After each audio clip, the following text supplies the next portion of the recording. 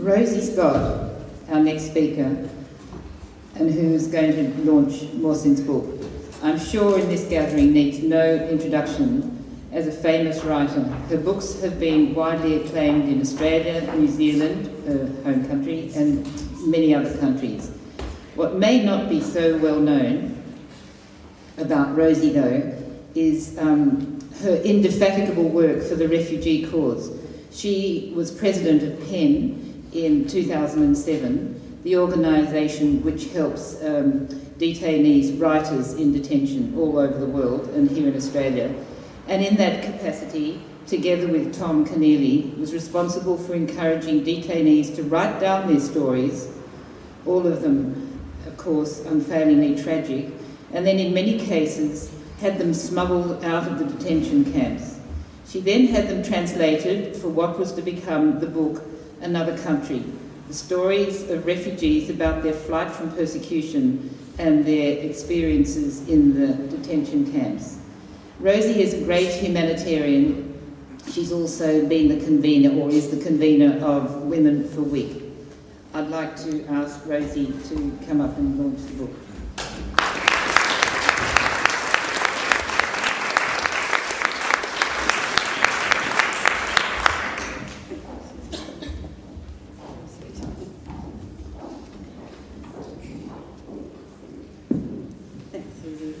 Welcome to you all. It's lovely to see all your old friends, a who's who of the refugee movement here in support of Mawson. I'm very honoured to be asked to launch Mawson's book of poems, Inside Out. I remember when I first met you 6 or 7 years ago, we were on a writer's panel and he was so nervous I held his hand all the way through. I remember it was as cold as ice. As we all know, he's since become a lot more confident. After I got to know him a little more and he became a friend, I remember thinking that he was a real poet. What I mean by that is that poetry to him is not academic or detached or commodified. He lives and breathes his writing and never stops working at his poems. Poetry is his life's blood. He has a deep knowledge and love of Persian literature and music, that special cultural awareness of the importance and seriousness of poetry in everyday life which permeates his work. In the context of Mawson's life, living in exile far from home and family, 4 years spent in brutal Australian detention centres, where he went through extremely traumatic experiences which are still with him, it seems to me that his poetry has been a life-saving force for him. When I first read the poems he sent me for the PEN anthology of refugee writing, Another Country, which Susie mentioned, I was moved by the honesty and anguish of them and the shining talent they revealed. His poems are a precise and unwavering delineation of his pain. They burn off the page with sometimes nightmare intensity and always circling around the centre of suffering. Here's a poem that I like very much. O child, a child born in Palestine.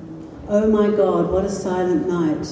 There is no tune in the wind. Death's growl provides a theme. A child's cry, the melody, the ground trampling the beat. I am familiar with this song. I was born on a growling night. My mother whispered, "Oh child, why are you crying?" One such night my parents duelled with death and earned the victory of a bullet. Their name will be marked in history forever. The night of a volcano marks our destiny. The flame burns my brother, only my tears salve his wounds. The longer I cried, the less my tears healed. His fragmented body flowed away from my hand. I am the sole survivor of my family line. Child, don't cry. The volcano lies dormant. Don't cry, you might waken your mother's song. Let her sleep. Sleep, our life is infinite sleep.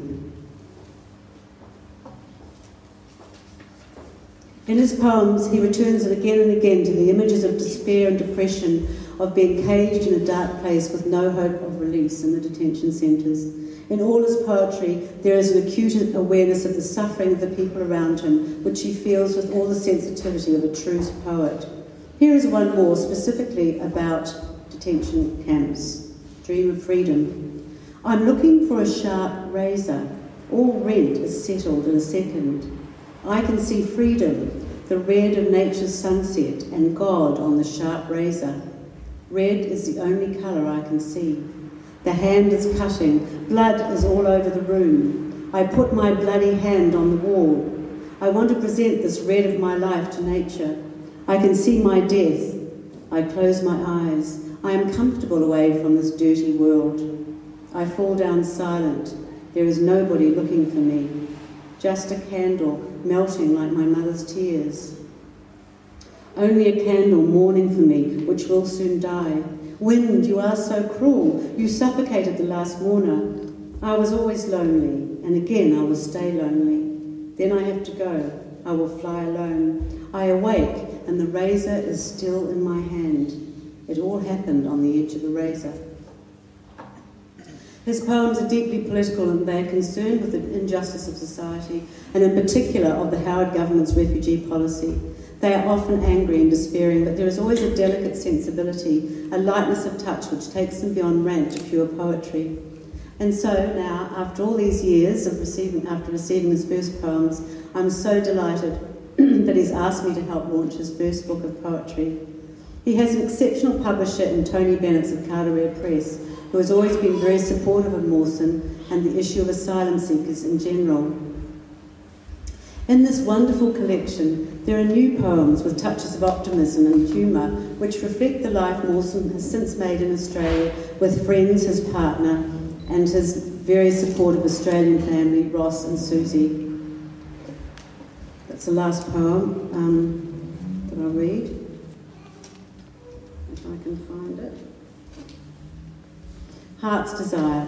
If there is no wonder, there is no desire to see. If there is no kindness, love never grows. If there is no rhythm, there is no dance to the wind. You are my heart's desire. You are my loving kindness. You are the rhythm of my soul's desire.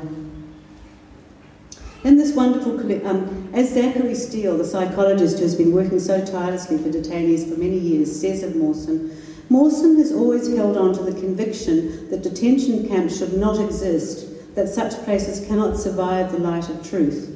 He has fought tirelessly and constantly to this end, in his poetry, in his music, in his speaking, in his life. It is my honour to call Mawson my friend. Inside Out comes out at a time when once again the issue of asylum seekers is dividing Australia.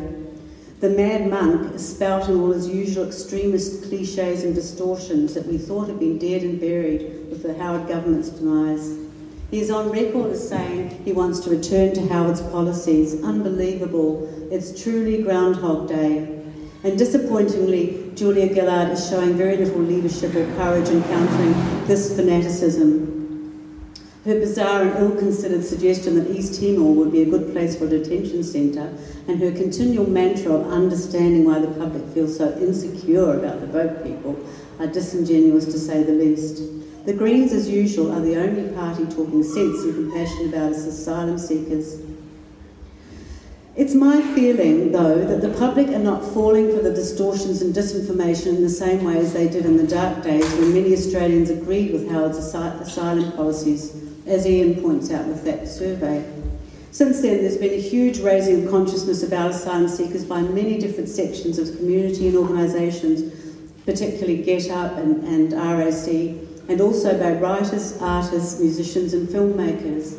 It is here where poets like Mawson and all of you out there who have worked so hard for justice for asylum seekers are vital in countering the dangerous lies circulating once again in this despicable election campaign. The power of art and literature to move people, allow us to see into one another's hearts, to foster compassion and understanding and inspire political action works in a way that almost nothing else does. This book is one example.